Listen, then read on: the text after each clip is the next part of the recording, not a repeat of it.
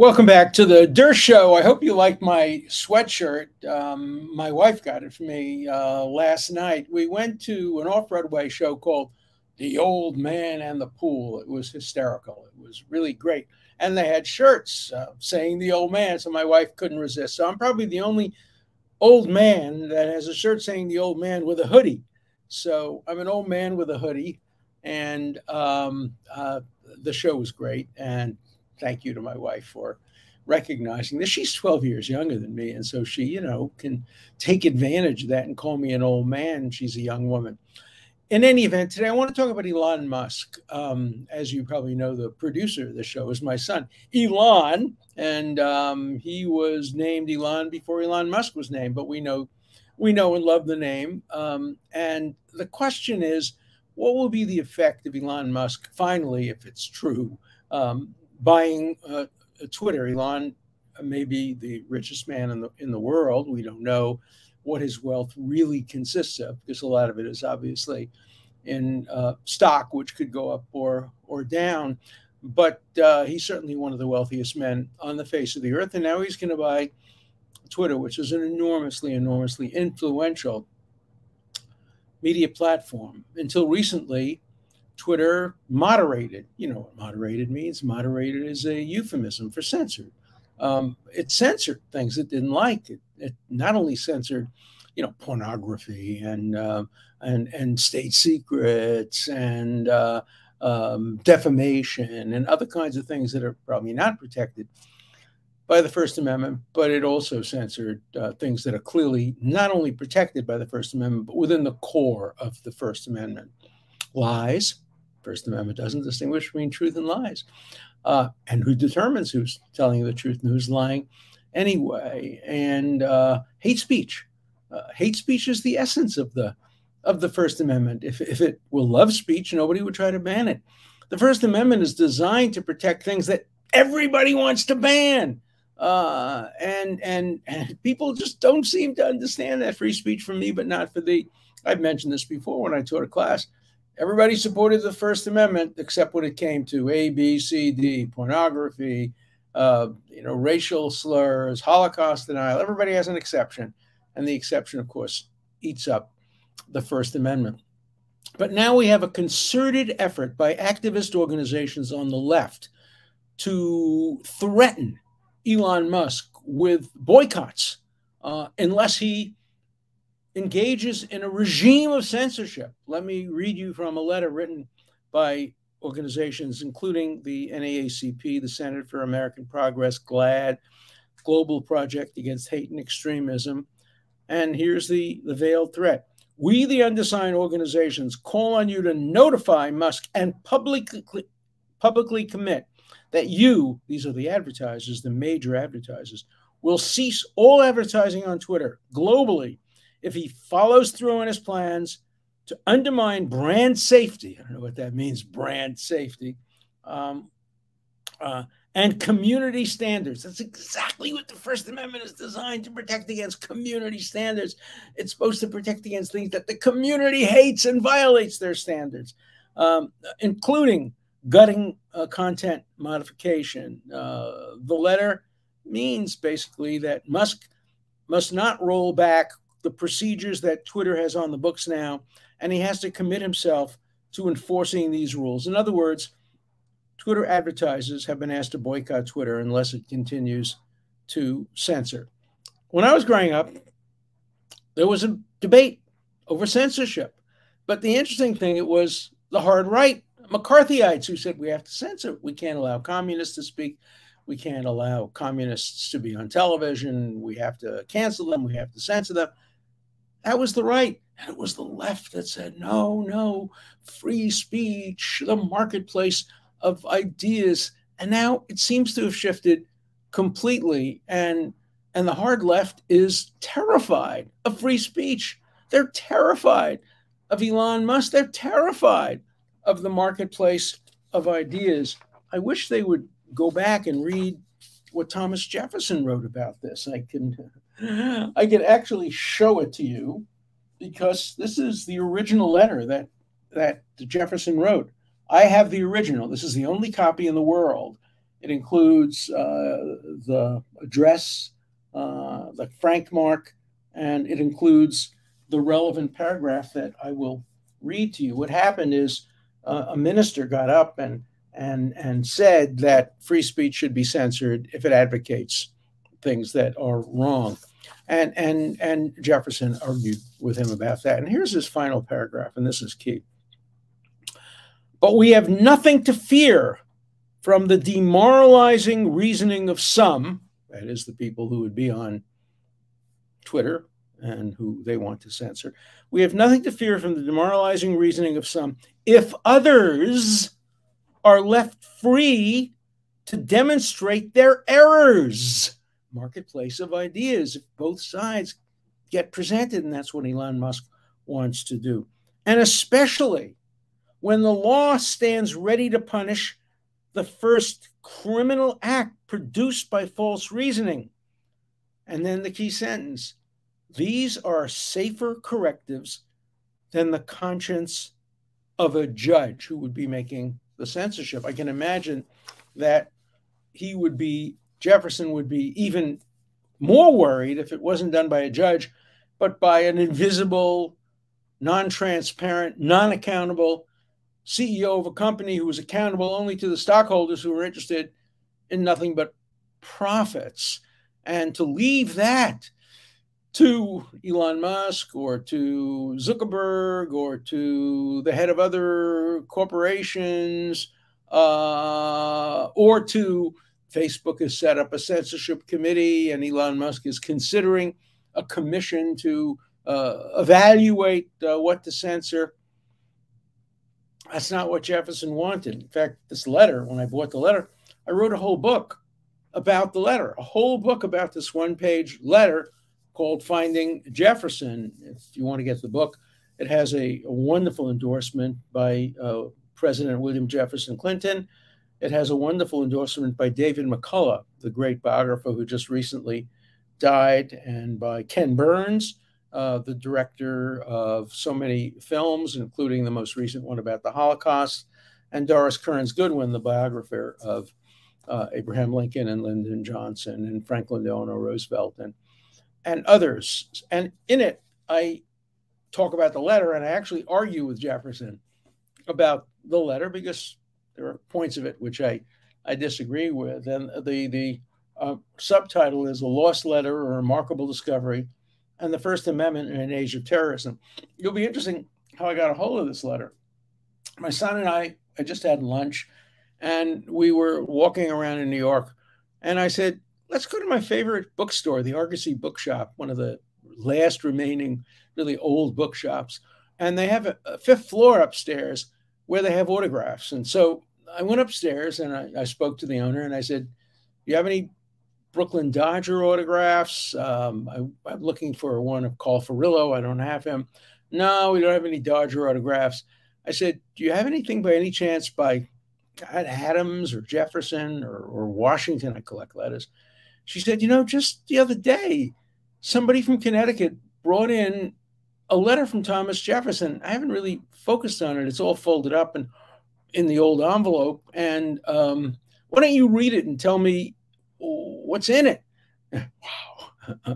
I opened up this letter and I'm holding in my hand the same piece of paper that Thomas Jefferson held in his hand on the eve of the 25th anniversary of the Declaration of Independence. It's literally written on the night of July 3rd, 1801, 25 years to the day after Jefferson drafted the Bill of Rights. And I looked at it and I said, wow, what do you want for it? And she said, $10,000. And of course, my instinct is always to bargain. But in my head, I said, my God, I'll take it, of course. But I asked her if she would take $9,000. No, I'm going to get $10,000. And I said, oh, would you throw in this book by Groucho Marx? I know my son liked Groucho Marx. It was probably worth $10. All right, I'll throw that in. So I bought the Jefferson letter and had it framed. And I bought it on a Friday. By Monday, I had written 10,000 words of this book. I was so inspired by holding in my hand a letter by the great, if flawed, Thomas Jefferson. If flawed, of course, you can add to the name of every single leader and hero in the world. There is no such thing as a hero without flaws. It's interesting. I'll take a digression here for a minute. Some of you may find this interesting. There is an enormous difference between the Jewish Bible on the one hand and the Christian Bible and the Muslim Quran on the other hand. Why? In the New Testament, Jesus is perfect. He is without sin. He is without fault. He does everything right. In the Quran, Muhammad is perfect. In fact, you can be beheaded if you say anything critical. Look what happened to Salman Rushdie. They tried to kill him because he said something critical. In the Jewish Bible, everybody is flawed. You know, Abraham almost kills his son. Moses kills an Egyptian. You know, Jacob and Jacob's sons kidnap Joseph. It's the real world. It's almost like a TV Law and Order show filled with crime and adultery and hatefulness. And the reason I think that the Jewish Bible has been so influential is it's real. It focuses on flawed human beings struggling to do justice. And that's what we have to recognize.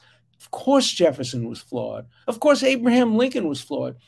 Abraham Lincoln probably came closer to any other American leader to be perfect, partly because he died young. It's easier to be perfect if you live less long. On the other hand, John Kennedy, who lived even less, much further from perfection. You know, Lincoln didn't have a good relationship with his wife, maybe even with his son. And he wrote some terrible things about African Americans who he freed from slavery, but he didn't think they were able to live together with whites in the United States. There's nobody, not Nelson Mandela, not Bishop Tutu, nobody who's without flaw. And of course, the New Testament says that, not in terms of Jesus, but with Jesus saying, "He who is without fault, let him cast the first stone." That's a brilliant recognition of the deeply flawed nature of human beings. And it's precisely because human beings are so deeply flawed that we need a First Amendment. You know, the extremists, including people I talked about yesterday, the conspiracy theorists from the right and the left, they think they have access to the truth. Capital T, the truth. And if you know the truth, what do you need dissent? What do you need freedom of speech? We know the truth. We don't have to have a marketplace of ideas. Just sell one product, the truth. What do we need due process? We know that a woman who accuses a man, of course, is telling the truth. And of course, the man is lying. What do you need a trial for? Just put the guy in jail if a woman accuses him. I wrote a book about that called Guilt by Accusation. But in America, and the framers of our Constitution, as James Madison said, if men were angels, if human beings were angels, if women were angels, we wouldn't need constitutions and laws. It's because we're all deeply flawed that we need rules. And the most important rule that reflects the flaws of human beings is the First Amendment that says there's no such thing as a false opinion. As I've said before many times, people have said everybody has a right to their own opinions, but not their own facts. As far as opinions are concerned, the First Amendment has nothing to say about that. If you think that somebody is a terrible, terrible human being, without specifying why, you can probably say that. Now, sometimes we don't know the difference between facts and opinions. The earth is flat. It's an opinion, but it's an opinion about a fact, and it's demonstrably false. And there are other opinions as well. We talked about them yesterday. The idea, and we'll talk about this in the letters as well, the idea that Pelosi was attacked by an underwear-wearing gay prostitute, does not seem on its face to be factually correct. And therefore, it's something you can't have an opinion about unless you make assumptions about facts. But free speech is very, very important. And we should always err on the side of permitting untruths rather than allow somebody the right to determine what is truth. I've mentioned this before, but I did a lot of cases in the former Soviet Union. And I had a debate with one of the leading lawyers of the then Soviet Union, comparing the United States and the Soviet Union in terms of free speech. And in the course of the debate, I handed over to him and I showed the audience some terrible things that the Soviet system had allowed to get through and be read by the public involving Jews. And they were just awful. You know, Jews did this and Jews did that, and they killed Christian children and used their blood. I didn't want to repeat them. But the guy from the Soviet Union, the lawyer, did something very smart. He was prepared for my argument. He reached into his briefcase and he showed me stuff that's even worse. Kill the Jews, put them in gas chambers. Hitler didn't do enough. And he said to me, Professor Dershowitz, don't you admit that the material produced in America is far worse than the material allowed in the Soviet Union? I said, yes, I can see that. But there's one enormous difference. All the material produced in the Soviet Union had a stamp approved by Glovelet, approved by the Soviet censorship agency. That anti-Semitic rhetoric had the approval of the state, whereas the stuff about Holocaust denial or gas chambers and Hitler should do more, approved by the Nazi Party. The state didn't approve it. It doesn't have the imprimatur of the government. There's an enormous, enormous difference. And how does that apply to Elon Musk? He's not the government. But Twitter, Facebook, YouTube, they are more influential than the New York Times, the Washington Post, the Wall Street Journal put together. They have, millions and millions and millions of readers and viewers around the world. And if they engage in hate speech, it's going to be influential. When I was growing up, probably when you were growing up, we had a little ditty that we sang, sticks and stones can break your bones, but names will never harm you. Nonsense. It was another one of the lies that our families told us. Of course, names can harm you. Names can kill you. People have been pushed to suicide by being called names. I get called names every day, every single day. In all the letters I get called names. I have thick skin, but my wife gets called names. My children get called names. Names can hurt. But the framers of the Constitution of the United States made a choice, and it was a bold choice. It was an amazing experiment. The first time in the history of the world, there was a constitutional amendment that said, the government, said Congress, but eventually it was extended to the government. The government shall make no law abridging the freedom of speech or of the press. Wow! The people decide, not the government. What can be read, what can be seen, what can be spoken. Wow, what a dangerous idea. And it is a dangerous idea. And it hurts. And it costs plenty. But it's what the framers had in mind. It's what Jefferson meant when he said that the better course is to open it up as long as others have a chance to rebut. And remember, too, when the government censors, it allows only one side of the issue to be presented. And when Twitter censors, one side of the issue, not all the sides of the issue. And we don't trust people. Why don't you trust people to reject bad ideas in the marketplace of ideas? Look, that doesn't always work. In many parts of the world, in some parts of this country, people not only believe, but act on horrible, horrible ideas. But as Winston Churchill said, and I'll just paraphrase him, the only thing worse than free speech is the absence of free speech or censorship. So what's the alternative? Commissions, committees, people who are invisible making decisions about what we're smart enough to read and understand and reject. Is that really a better approach?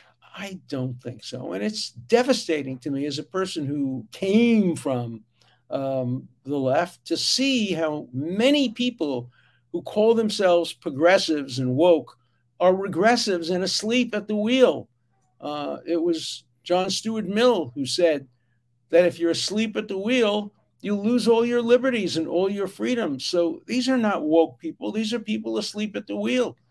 These are people who don't want to have a truthing process. They just want us to accept their version of the truth. So my message to you is, hey, Elon Musk, go ahead. Go as far as you can. You can't eliminate censorship on illegal things. You can't have child pornography.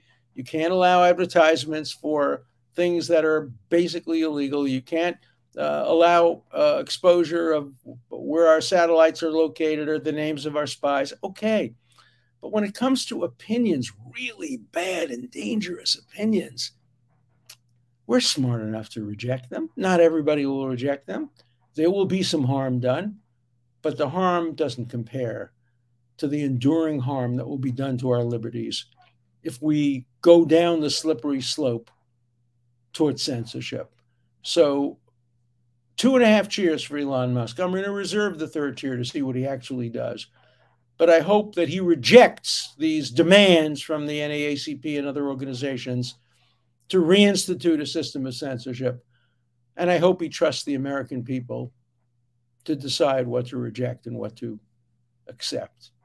All right, some letters, and the letters really have a lot to do with the marketplace of ideas. Remember, I said yesterday that, like, I don't know the facts of what happened to Paul Pelosi. There are still some things that are never been answered. Why didn't he lock himself in the bathroom when he went into the bathroom to call 911? Is it true that the windows were broken out rather than broken in? I don't know the facts there. Why don't we have the calls, the recordings of the calls? Why didn't the police stop the guy when they were struggling over a hammer? Why didn't the police take the hammer away, grab the hammer? There may be good answers to those questions, and there may not be such good answers to those questions. But I don't think any of the answers will give rise to the kinds of nutty conspiracy theories that not only have been spread all over the medium, including on Twitter, but in my own emails. Let me just read you a couple. It was the husband's gay lover, or maybe a threesome. Yeah, that's it. A threesome with Nancy Pelosi, who was in Washington, D.C. at the time. But what does that matter? She could have stretched out and reached and joined the hammer guy and her husband and had a threesome. Wow, that's not a conspiracy theory. It was not a break-in. That's what this guy says. Let's see what else. Bullshit. He was having gay sex and went wrong over drugs. The break-in was from the inside. And Pelosi came out with the hammer. False flag. Dershowitz has been to Epstein Island. You always have to throw that in. Yeah, my wife, my daughter, and I, Professor Michael Porter and his family, we all went to Epstein's Island years before any women were on the island. He had just bought it. We had dinner there. We stayed over one night. My wife received a massage from a professional masseuse. Yes, I was there. But, of course, there was no hanky-panky or nothing at all. But you have to throw that into anything you say because that's part of conspiracy. You know, I also get these letters that the reason I have positions that I have must be conspiracy because the government has something on me. Hey, that's why I want everything revealed. That's why I want no secrets. That's why I want every deposition uncovered because I have something to hide. Nothing to hide. Sorry, folks. I don't even bother to listen, but it's 100% certain that Pelosi's attack was faked, signed by a UK critical thinker. He starts it by saying, I don't bother to listen, but he's 100% sure, and he calls himself a critical thinker. Thank you for providing me such good evidence of the conspiracy nuts. I'm happy to have conspiracy nuts write to me and listen to my show. Maybe I can persuade 1 out of 20 of you. I doubt it, but at least I'm going to try. Make sure you scold Hillary Clinton for going on TV and blaming Trump and his supporters. I do. I don't think you can blame Trump. I don't think you can blame anybody. I don't think you can blame San Francisco for being soft on crime. I think both sides are trying to weaponize and benefit politically from this tragic event. And so I don't think that's right, no matter who does it. And then some nice things. Alan Dershowitz is the undisputed heavyweight champion of lawyers. Hey, I'm trying to lose some pounds. I'd rather be a middleweight. But, hey, I take it as a compliment that I'm a heavyweight old man. But maybe in a few weeks will agree that I'm a middleweight or a welterweight or a light heavyweight, but not really heavyweight. And then there's cynicism. Back when I used to smoke cigarettes, I once forgot my lighter. So I gave a Jewish friend of mine a call and got the Jewish space laser to fire a beam down to light it up for me. Very cool. Keep up the good work of presenting true liberal values. Thank you. You're the other liberal.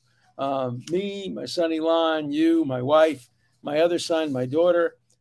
We can count them on a few hands. Real liberals, people who totally support free speech and due process and don't say these things are for me, but not for you.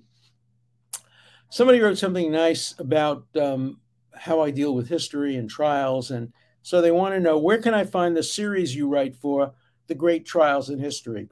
Two places. Number one, you can subscribe through an organization called Gryphon.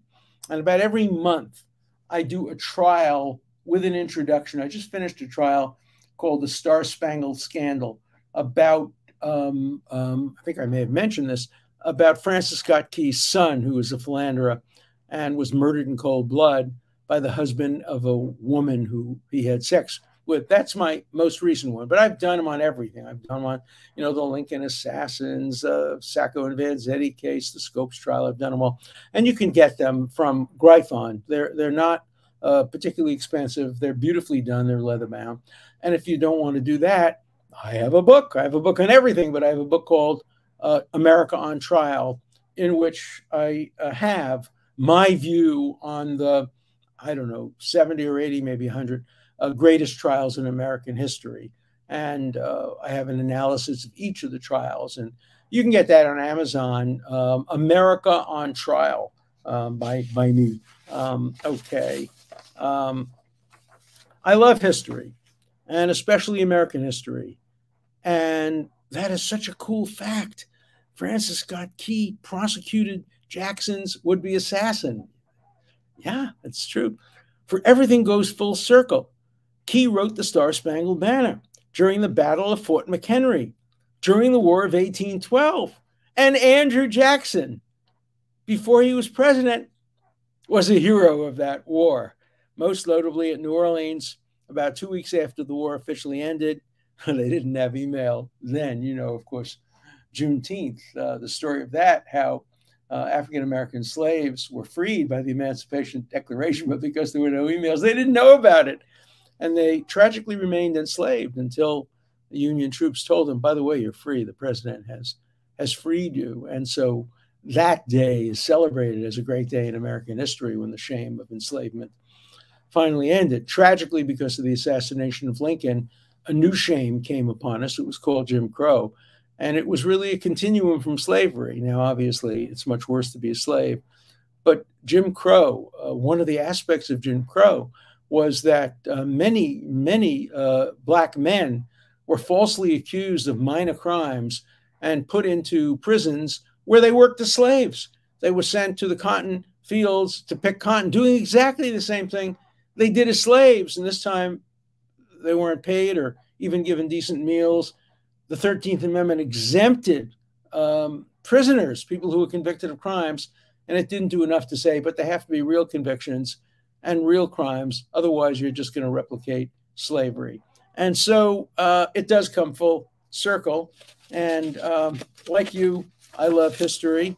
And so let me end up with final proof of my conspiracy theory. Here's the last letter. Anyone who votes for a Democrat on 11/8/1922, that's me. In fact, I've already cast my vote, and I voted for Democrats. I may have voted for one or two Republicans for judicial offices. I vote in Florida. I'm a Florida resident. But anyone who votes for Democrats, me, is a straight up communist. I hate communism. I worked against communism. I went to the Soviet Union to try to destroy communism. I represented people who were trying to undo communism. So I'm not a communist, but I vote Democrat most of the time. I'm also very critical of Democrats. But name calling liberals communists. That's just another form of McCarthyism. But the left does it too.